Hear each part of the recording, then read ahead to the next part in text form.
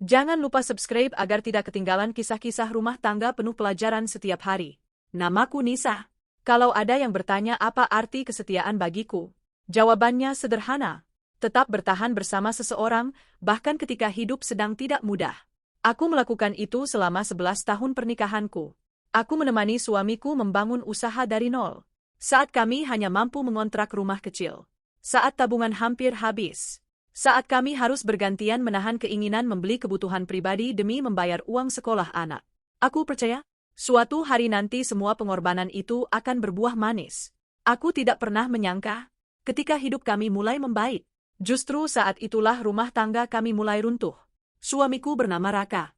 Dulu ia hanyalah seorang sales di perusahaan alat bangunan. Gajinya pas-pasan. Namun ia pekerja keras. Aku selalu mendukung apapun yang ia lakukan. Bahkan ketika ia memutuskan keluar dari pekerjaannya untuk membuka usaha sendiri. Semua tabungan kami habis untuk modal. Aku tidak keberatan. Karena aku percaya pada impiannya. Di masa-masa sulit itu, aku ikut membantu. Aku mengurus pembukuan. Membalas pesan pelanggan. Mengemas barang hingga larut malam. Kadang sambil menggendong anak kami yang masih balita. Kami benar-benar berjuang bersama. Tidak ada kata menyerah. Sedikit demi sedikit. Usaha itu mulai berkembang. 5 tahun kemudian, hasil kerja keras kami mulai terlihat. Kami berhasil membeli rumah sendiri, mengganti motor tua dengan mobil bekas, menyekolahkan anak kami di sekolah yang lebih baik. Aku merasa semua perjuangan selama ini tidak sia-sia. Namun ternyata, kesuksesan juga membawa perubahan yang tidak pernah kuduga. Raka mulai sering menghadiri acara bisnis, bertemu banyak relasi baru, pulang semakin malam. Awalnya aku tidak curiga. Aku justru bangga melihat usahanya berkembang. Kalau ia pulang larut, aku tetap menyiapkan makan malam hangat. Kalau ia kelelahan, aku memijat bahunya. Bagiku, itulah cara mendukung suami. Beberapa bulan kemudian, perubahan sikapnya semakin terasa. Ia mulai lebih sering menatap ponselnya daripada berbicara denganku. Saat makan bersama, pikirannya seolah berada di tempat lain. Kalau aku bertanya tentang pekerjaannya, jawabannya selalu singkat. Nanti saja. Aku capek. Aku mencoba memahami. Kupikir tekanan pekerjaan memang sedang tinggi. Suatu malam, saat kami sedang menonton televisi bersama anak kami, ponsel Raka berbunyi. Ia langsung berdiri. Aku angkat telepon dulu. Ia keluar rumah. Aku memperhatikan dari balik jendela. Senyumnya begitu lebar. Nada bicaranya terdengar sangat berbeda. Ringan. Penuh tawa. Sudah lama aku tidak melihatnya tersenyum seperti itu saat berbicara denganku. Entah kenapa, hatiku mulai merasa tidak tenang. Beberapa hari kemudian, Raka mengatakan akan menghadiri seminar bisnis selama 2 hari di luar kota. Aku membantunya menyiapkan pakaian. Seperti biasa. Sebelum berangkat, anak kami memeluknya. Ayah cepat pulang ya. Raka tersenyum. Iya. Namun pelukan itu terasa begitu singkat. Seolah pikirannya sudah berada di tempat lain. Hari pertama seminar berjalan biasa. Raka masih sempat mengirim pesan. Namun memasuki malam, ia sulit dihubungi. Teleponku tidak diangkat. Pesanku hanya dibaca. Tidak dibalas. Aku mencoba menenangkan diri. Mungkin memang sedang sibuk. Keesokan harinya, saat sedang membuka media sosial, tanpa sengaja aku melihat unggahan seorang perempuan yang tidak kukenal. Ia mengunggah foto secangkir kopi. Di depannya tampak tangan seorang pria mengenakan jam tangan yang sangat familiar. Aku memperbesar foto itu. Jantungku langsung berdegup kencang. Jam tangan itu adalah hadiah ulang tahun yang kubelikan untuk Raka 3 tahun lalu. Aku mencoba berpikir positif. Mungkin hanya kebetulan. Namun saat melihat lokasi unggahan tersebut, hatiku semakin tidak tenang. Lokasinya bukan di tempat seminar, melainkan di sebuah resort mewah yang berjarak hampir 2 jam dari lokasi acara.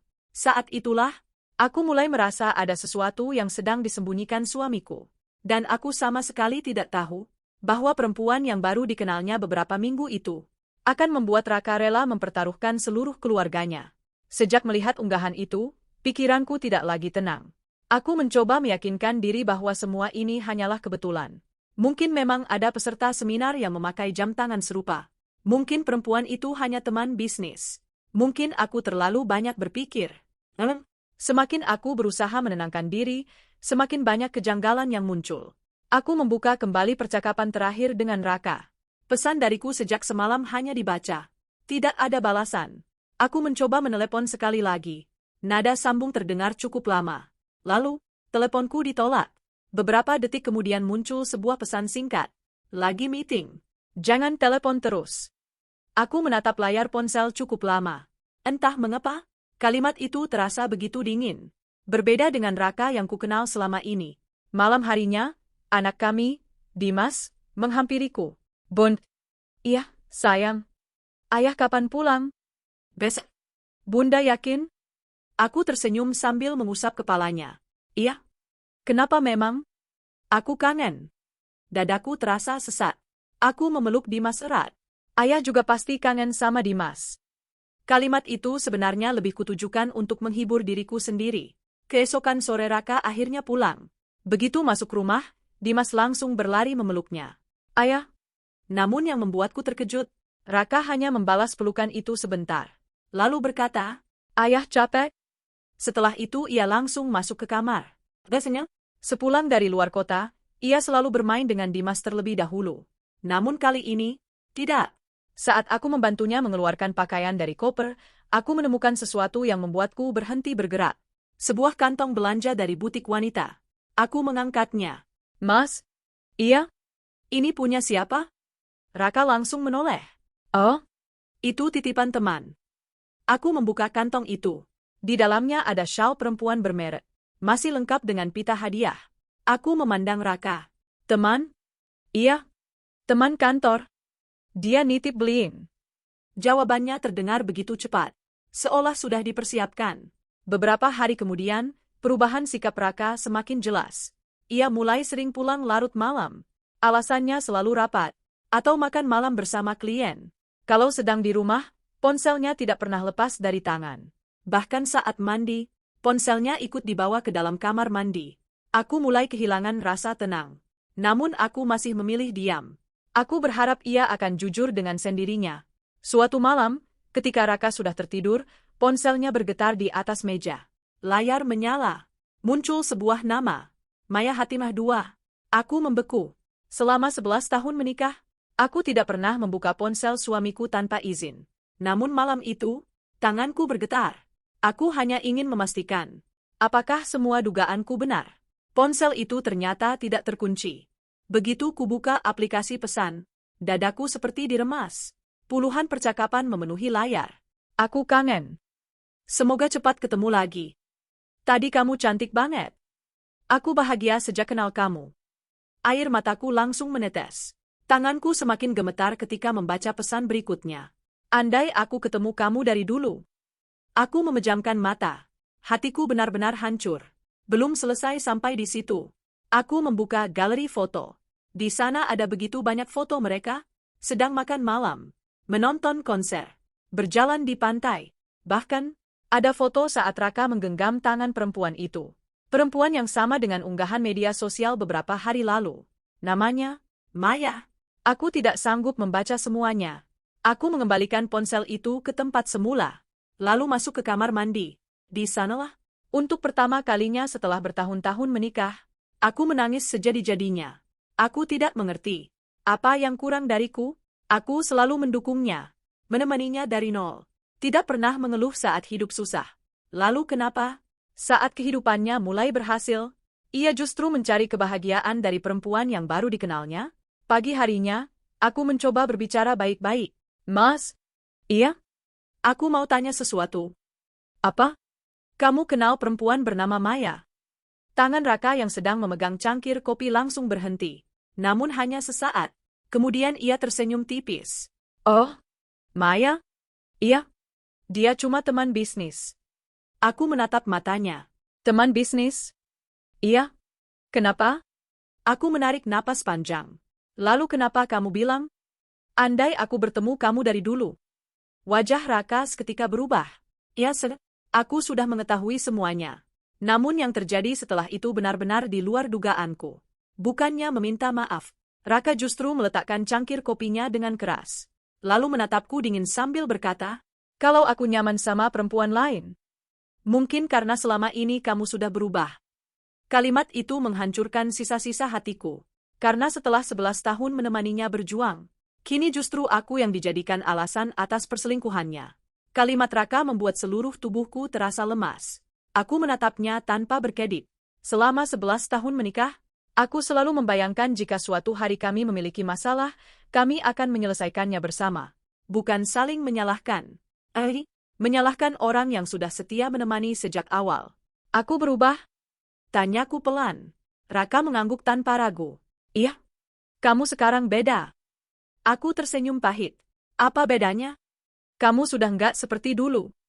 Aku menunggu penjelasannya. Namun ia hanya menghela napas.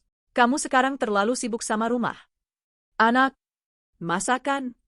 Tagihan. Pokoknya semuanya terasa membosankan. Aku benar-benar tidak percaya dengan apa yang baru saja kudengar. Membosankan? Iya. Maya beda. Dia enak diajak ngobrol. Penampilannya selalu menarik. Kalau sama dia, aku merasa dihargai. Kalimat demi kalimat keluar begitu saja. Seolah semua pengorbananku selama ini tidak pernah ada. Aku memandang lelaki yang berdiri di depanku. Lelaki yang dulu menangis bahagia saat usaha kecil kami mendapat pelanggan pertama. Kini, ia berbicara seolah aku hanyalah beban dalam hidupnya. Aku mencoba tetap tenang. Mas, iya? Kamu ingat enggak? Waktu usaha kita hampir bangkrut. Raka diam. Aku jual cincin pemberian ibu. Supaya kita bisa bayar karyawan. Ia tetap diam. Kamu ingat? Waktu Dimas masih bayi. Aku begadang setiap malam. Paginya tetap bantu packing pesanan. Masih tidak ada jawaban. Kamu ingat? Waktu kamu sakit tifus? Aku tidur di kursi rumah sakit hampir seminggu. Air mataku mulai jatuh. Itu semua aku lakukan bukan karena terpaksa. Tapi karena aku mencintai kamu. Raka memalingkan wajah. Aku tahu. Tapi perasaan orang bisa berubah. Kalimat itu terasa seperti palu yang menghantam dadaku. Jadi, semua perjuangan kami, semua pengorbananku, bisa hilang begitu saja hanya karena ia mengenal perempuan lain beberapa minggu. Saat itu Dimas keluar dari kamarnya. Ayah? Kami langsung terdiam. Ayah? Dimas mau gambar sama ayah. Raka menoleh sekilas. Nanti ya. Tapi ayah kan kemarin baru pulang. Nanti. Jawabnya singkat. Dimas menunduk pelan. Lalu kembali ke kamarnya sambil membawa buku gambar yang belum sempat diperlihatkan. Hatiku semakin hancur. Bukan hanya aku yang mulai kehilangan suami. Anakku juga mulai kehilangan sosok ayahnya. Hari-hari berikutnya menjadi semakin berat. Raka lebih sering berada di luar rumah daripada bersama keluarga. Kalau ia hanya mandi, makan sebentar, lalu sibuk dengan ponselnya. Dimas beberapa kali mengajak bermain, namun selalu ditolak. Ayah lagi capek. Besok aja. Sayangnya, besok itu tidak pernah datang. Suatu malam, aku memberanikan diri bertanya. Mas, kamu masih mencintai keluarga ini? Raka terdiam cukup lama. Aku berharap ia akan menjawab, iya. Namun jawaban yang keluar justru membuatku membeku. Aku nggak tahu. Air mataku langsung mengalir. 11 tahun pernikahan. Dan kini, ia bahkan tidak lagi yakin mencintai keluarganya sendiri. Seminggu kemudian, Raka berkata ingin pergi selama beberapa hari. Kemana? Aku butuh waktu buat mikir. Dengan siapa? Sendiri. Aku hanya mengangguk. Aku sudah terlalu lelah untuk memperdebatkan kebohongan demi kebohongan. Namun sore itu, saat ia pergi, aku melihat notifikasi media sosial Maya. Perempuan itu mengunggah foto dari sebuah villa di pegunungan. Beberapa menit kemudian, Raka mengunggah pemandangan yang sama. Sudutnya berbeda, tetapi tempatnya sama persis. Aku tersenyum pahit. Bahkan untuk berbohong pun, ia sudah tidak berusaha lagi. 3 hari kemudian, Raka pulang. Ia duduk di ruang tamu, lalu berkata dengan suara datar. Nisa? Iya? Aku sudah memutuskan. Aku memandangnya. Aku ingin kita pisah dulu. Jantungku berdegup sangat kencang. Apa? Aku mau menjalani hidup yang benar-benar bikin aku bahagia. Aku menggenggam ujung bajuku erat-erat. Terus aku sama Dimas? Raka menarik napas panjang. Kalian akan baik-baik saja. Aku memandangnya dengan mata berkaca-kaca. Jadi, kamu memilih perempuan yang baru kamu kenal. Daripada keluarga yang sudah menemanimu 11 tahun. Raka menatapku beberapa detik. Lalu mengucapkan satu jawaban yang menghancurkan segalanya. Iya. Aku memilih Maya. Saat itu, aku tidak menangis. karena rasa sakitnya sudah terlalu dalam. Aku hanya memeluk Dimas yang berdiri kebingungan di balik pintu. Sementara Raka berjalan keluar rumah, tanpa menyadari bahwa keputusan yang ia anggap sebagai awal kebahagiaan itu akan menjadi penyesalan terbesar dalam hidupnya. Hari ketika Raka meninggalkan rumah adalah hari yang tidak akan pernah kulupakan. Ia hanya membawa 2 koper besar, beberapa potong pakaian, laptop, dan mobil yang dulu kami beli dari hasil kerja keras bersama. Sebelum menutup pintu, ia menoleh sebentar. Nisa. Aku berdiri sambil memeluk Dimas. Iya? Jaga diri baik-baik. Aku tersenyum pahit. Kamu juga? Tidak ada pelukan. Tidak ada air mata darinya. Ia pergi begitu saja, meninggalkan rumah yang dulu ia bangun bersama keluarganya. Begitu mobilnya menghilang dari halaman, Dimas menarik bajuku. Bunda. Iya, sayang. Ayah pindah kerja ya? Aku tidak sanggup menjawab. Anakku masih terlalu kecil untuk memahami arti sebuah pengkhianatan. Aku berlutut di depannya, lalu memeluknya erat. Ayah lagi pergi dulu. Pulangnya kapan? Air mataku hampir jatuh. Aku hanya mengusap kepalanya. Nanti. Padahal, aku sendiri tidak tahu kapan. Malam pertama tanpa Raka terasa sangat sunyi. Biasanya ia duduk di ruang keluarga sambil menonton berita. Kini hanya suara jam dinding yang terdengar. Aku memandangi kursi favoritnya. Masih ada bekas cangkir kopi yang belum sempat kupindahkan. Segala sesuatu di rumah itu mengingatkanku padanya. Namun orangnya sudah memilih kehidupan yang lain. Hari-hari berikutnya tidak mudah. Aku harus menjelaskan kepada Dimas setiap kali ia bertanya tentang ayahnya. Kenapa ayah nggak jemput sekolah lagi? Kenapa ayah nggak makan sama kita? Kenapa ayah nggak telepon? Setiap pertanyaan terasa seperti pisau yang mengiris hati. Aku selalu berusaha menjawab dengan lembut. Karena aku tidak ingin Dimas tumbuh dengan kebencian. Sementara itu, usaha yang dulu kami bangun bersama juga mulai berubah. Raka mengambil alih sebagian besar klien. Sedangkan aku memilih mengundurkan diri dari operasional perusahaan. Aku tidak ingin setiap hari bertemu dengannya. Aku menggunakan sisa tabunganku untuk membuka usaha catering rumahan. Awalnya hanya menerima pesanan dari tetangga. 5 kotak, 10 kotak, 20 kotak. Aku mengerjakan semuanya sendiri. Bangun pukul 3 pagi, memasak, mengantar pesanan, lalu menjemput Dimas sekolah. Hidup memang jauh lebih berat, tetapi setengah, aku masih memiliki harga diri. Di sisi lain, kehidupan Raka bersama Maya tampak begitu sempurna. Media sosial mereka dipenuhi foto liburan, makan malam di restoran mahal, menghadiri acara bisnis. Banyak orang mengira Raka akhirnya menemukan kebahagiaannya. Aku memilih tidak melihat lagi. Aku memblokir semua akun mereka. Aku ingin fokus membangun kembali hidupku. 6 bulan berlalu. Usaha cateringku mulai dikenal. Rasa masakanku disukai banyak pelanggan. Beberapa kantor mulai memesan makan siang setiap hari. Aku bahkan mempekerjakan 2 orang tetangga yang sebelumnya tidak memiliki pekerjaan. Aku bersyukur. Pelan-pelan, luka itu mulai berubah menjadi semangat.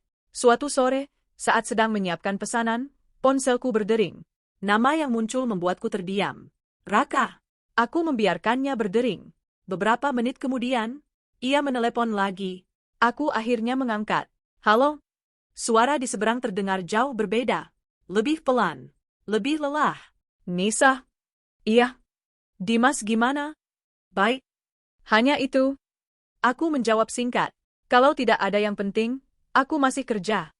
Sebelum kututup telepon, Raka berkata lirih. Aku kangen Dimas. Aku memejamkan mata. Selama ini kamu punya banyak kesempatan untuk menemuinya. Tapi kamu yang memilih pergi. Telepon pun kuakhiri. Beberapa hari kemudian, ibu mertuaku datang ke rumah. Beliau tampak jauh lebih tua. Matanya sembab. Begitu duduk, beliau langsung menggenggam tanganku. Nisa? Maafkan Raka. Aku menggeleng pelan. Bu. Saya tidak marah lagi. Beliau menangis. Kamu tahu nggak? Sejak tinggal sama perempuan itu, Raka hampir nggak pernah pulang. Dia juga jarang menghubungi kami. Aku terdiam. Ternyata, bukan hanya aku dan Dimas yang kehilangan Raka. Orang tuanya pun mulai merasakan hal yang sama. Sebelum pulang, ibu mertuaku berkata dengan suara bergetar. Nisa? Iya, Bu. Ibu merasa anak ibu sedang mengejar sesuatu yang sebenarnya semu. Aku hanya tersenyum tipis. Karena aku percaya, Setiap pilihan pasti memiliki konsekuensinya. Dan suatu hari nanti, Raka akan menyadari bahwa perempuan yang baru dikenalnya mungkin bisa memberinya kesenangan sesaat.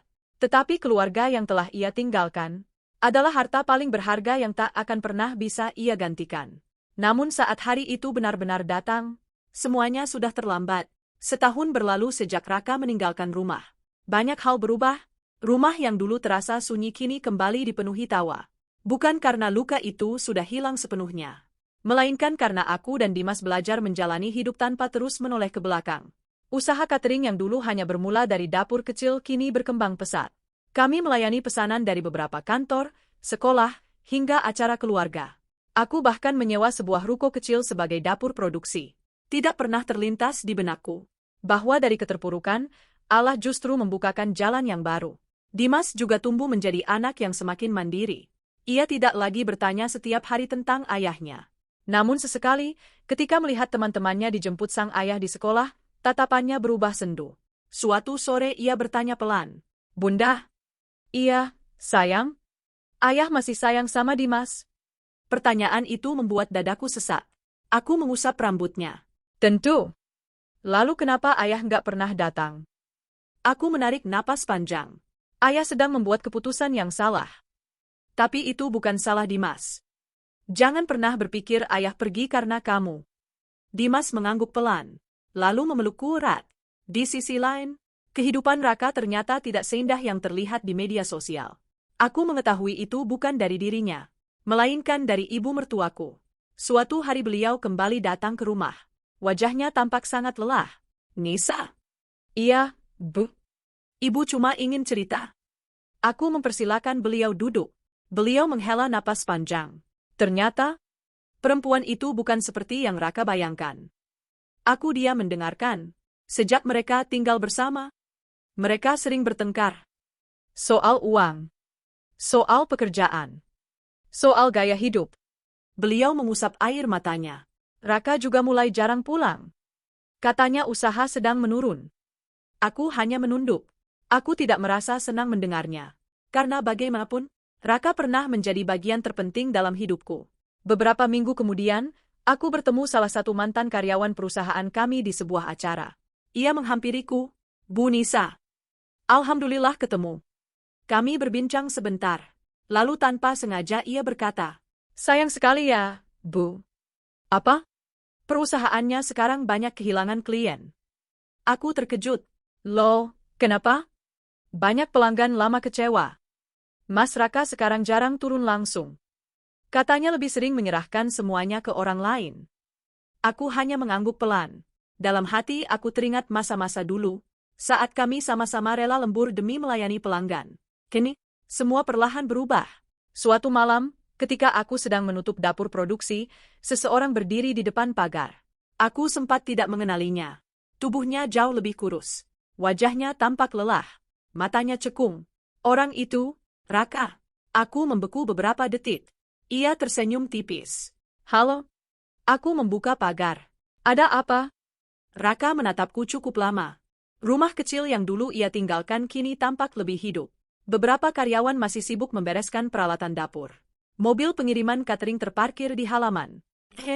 Ia tidak pernah menyangka aku mampu bangkit sejauh ini. "Nisa?" "Iya." "Aku cuma mau lihat Dimas." Aku mengangguk. "Dimas lagi belajar? Kalau mau ketemu, masuklah." Raka melangkah masuk perlahan. Begitu melihat ayahnya, Dimas langsung terdiam. Tidak lagi berlari memeluk seperti dulu. Anak itu hanya berdiri dengan wajah canggung. "Ayah?" "Hai, jagoan." Raka mencoba tersenyum. Namun Dimas hanya mengangguk pelan. Ada jarak yang kini terasa begitu nyata. Raka mengeluarkan sebuah mobil-mobilan dari tasnya. "Ini buat Dimas." Dimas menerimanya dengan sopan. "Makasih, ya." Setelah itu, ia kembali duduk mengerjakan PR. Tidak ada lagi cerita panjang. Tidak ada lagi pelukan hangat. Tidak ada lagi tawa yang dulu selalu memenuhi rumah. Aku melihat wajah Raka berubah. Baru saat itulah ia menyadari, anak yang dulu begitu dekat dengannya kini tumbuh menjadi asing. Dan penyebabnya, bukan waktu, melainkan pilihannya sendiri. Sebelum pulang, Raka berdiri di teras rumah. "Nisa?" "Iya." "Aku?" Ia berhenti beberapa saat. Air matanya mulai menggenang. Aku kehilangan semuanya. Aku menatapnya tanpa berkata apa-apa. Ia melanjutkan, usahaku hancur. Maya pergi. Orang-orang yang dulu ada di sekelilingku satu persatu menghilang. Ia menundukkan kepala. Ternyata, saat semuanya hilang, aku baru sadar, yang paling berharga justru keluarga yang aku tinggalkan. Aku memejamkan mata. Kalimat itu sudah lama ingin kudengar. Namun kini, rasanya tidak lagi sama. Karena penyesalan yang datang setelah semuanya hancur, tidak selalu mampu mengembalikan apa yang telah hilang. Dan aku tahu, percakapan malam itu hanyalah awal. Karena keesokan harinya, Raka akan datang lagi.